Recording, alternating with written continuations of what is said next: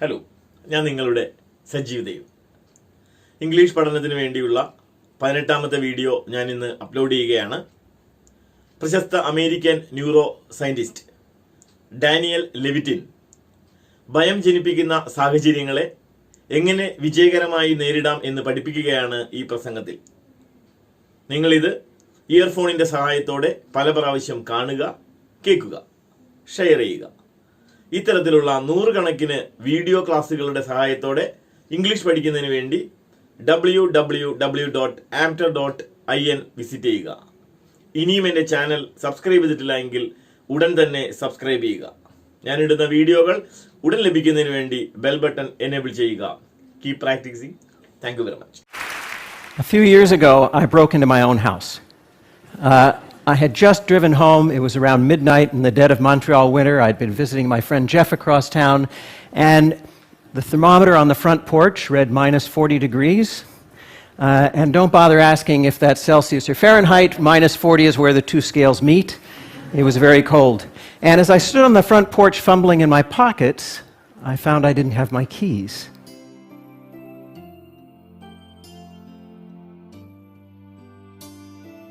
Break into. അതിക്രമിച്ച് കയറുക. Broke into. അതിക്രമിച്ച് കയറി. I broke into. ഞാൻ അതിക്രമിച്ച് കയറി. My own house. എൻ്റെ സ്വന്തം വീട്.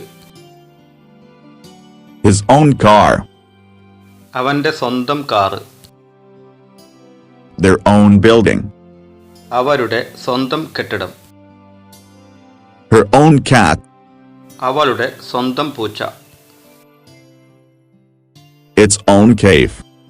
അതിൻ്റെ സ്വന്തം ഗുഹ. Our own vehicle. ഞങ്ങളുടെ സ്വന്തം വാഹനം. Your own carelessness. നിന്റെ മാത്രം ശ്രദ്ധയില്ലായ്മ. Years ago. വർഷങ്ങൾക്ക് മുമ്പ്. A few years ago. കുറച്ച് വർഷങ്ങൾക്ക് മുമ്പ്. A few days ago. ഏതാനും ദിവസങ്ങൾക്ക് മുമ്പ്. A few weeks ago. ഏതാനും ആഴ്ചകൾക്ക് മുമ്പ്. A few seconds ago. ഏതാനും സെക്കൻഡുകൾക്ക് മുമ്പ്. A few years ago, I broke into my own house. ഏതാനും വർഷങ്ങൾക്ക് മുമ്പ് ഞാൻ എൻ്റെ സ്വന്തം വീട്ടിലേക്ക് അതിക്രമിച്ച് കയറി. Drive home. വീട്ടിലേക്ക് വണ്ടി ഓടിച്ച് ചെല്ലുക. But driven home. വീട്ടിലേക്ക് വണ്ടി ഓടിച്ചെത്തിയിരുന്നു. She had made some coffee. അവൾ കുറച്ച് coffee ഉണ്ടാക്കിയിട്ടുണ്ടായിരുന്നു. He had prepared well for the exam. അവൻ പരീക്ഷയ്ക്ക് വേണ്ടി നന്നായി തയ്യാറെടുത്തിരുന്നു. I had just driven home. ഞാൻ വീട്ടിൽ എത്തിയിട്ടേ ഉണ്ടായിരുന്നുള്ളൂ. Around. ഏകദേശം. Around midnight. ഏതാണ്ട് പാതിരാത്രി. It was around midnight. ഏകദേശം പാതിരാത്രിയായിരുന്നു. In the dead of winter. കൊടും രാത്രിയിൽ. In the dead of winter. കൊടും മഞ്ഞുകാലത്ത്. Montreal. കാനഡയിലെ ഒരു നഗരം. The dead of Montreal winter, മോൺട്രിയാളിലെ ഒരു കൊടും മഞ്ഞുകാലത്ത്. Across the street. റോഡിന് കുറുകെ റോഡിനപ്പുറത്തായി. Across the street. സ്ട്രീറ്റിന് കുറുകയായി അപ്പുറത്തായി. Across the town. ടൗണിന് അപ്പുറത്തുള്ള. Had been visiting. സന്ദർശിക്കുകയായിരുന്നു, സന്ദർശിച്ചതായിരുന്നു.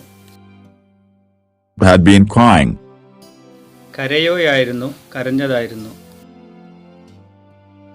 I'd been visiting my friend Jeff across town.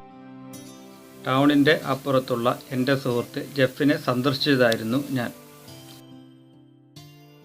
Thermometer red 30 degrees.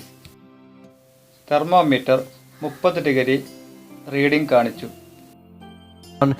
And the thermometer on the front porch read minus 40 degrees. Front പോർച്ചിലെ thermometer -40 degrees ആണ് reading കാണിച്ചത്.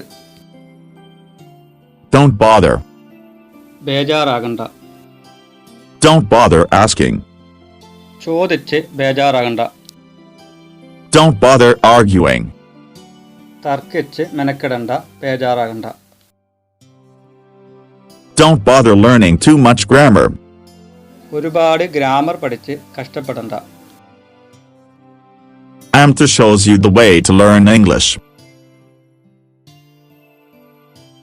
Celsius and Fahrenheit temperature അളക്കുന്ന 2 യൂണിറ്റുകൾ. And don't bother asking if that's Celsius or Fahrenheit. അത് Celsius ആണോ Fahrenheit ആണോ എന്ന് ചോദിച്ച് ബേജാറാകണ്ട. -40 is where the two scales meet. 2 സ്കെയിലുകളും കൂട്ടിമുട്ടുന്ന അല്ലെങ്കിൽ 2 സ്കെയിലിലും ഒരേ വാല്യൂ കാണിക്കുന്ന ടെമ്പറേച്ചറാണ് -40. It was very cold. നല്ല തണുപ്പായിരുന്നു. Stand. നിൽക്കുക. Stood. നിന്നു. As I stood. ഞാൻ നിന്നപ്പോൾ. As I sat. ഞാൻ ഇരുന്നപ്പോൾ. As I wrote. ഞാൻ എഴുതിയപ്പോൾ. Fumble. തപ്പി നോക്കുക.